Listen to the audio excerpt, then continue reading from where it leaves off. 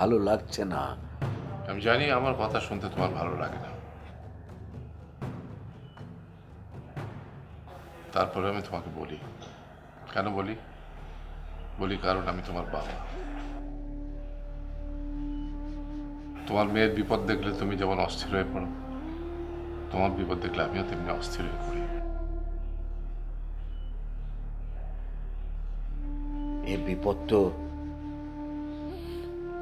আপনার জন্যই। না, এটা তোমার পাপের জন্য। সব বিপদ তো এখনো দেখোনি তুমি, দেখবে কাল থেকে। আজকে রাতটা হচ্ছে তোমার জীবনের সংশোধনের জন্য শেষ রাত। বাবা প্লিজ, নিঃসঙ্গতাই আমার ভালো লাগে।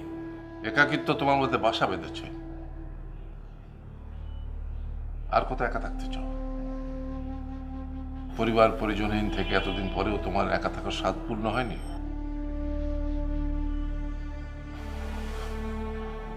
দেখো বাবা, আমি বাবা হয়ে তোমাকে অনুরোধ করছি,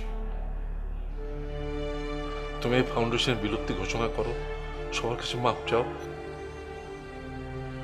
রানুকে আবার তোমার জীবনে ফিরিয়ে নিয়ে এসো। আমি তোমাদের সুখী জীবন রেখে যেতে চাই বাবা। মৃত্যুর আগে আমার এই স্বাদটা পূরণ করো। আপনার এই কথাটা আমি রাখতে পারবো না। আর আমি জানি যে ফ্যামিলি ফটোগ্রাফ থেকেও আপনি আমার ছবিটা বাদ দিয়ে দিয়েছেন। সরি।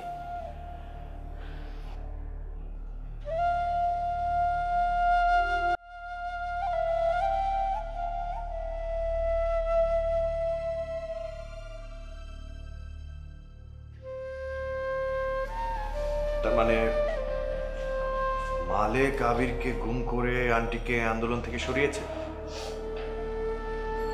হ্যাঁ, এখন আবিরের খোঁজ করাটা খুব দরকার।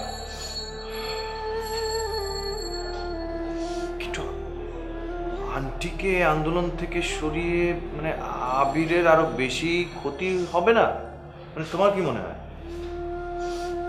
যাই হোক, এখন শেষ কথাটা হলো মাকে ছাড়াই আমাদের আন্দোলন করতে হবে। আচ্ছা, এই বিষয়টা খুব বেশি জানাজানি করা যাবে না। ওয়াই? প্রবলেম কোথায়?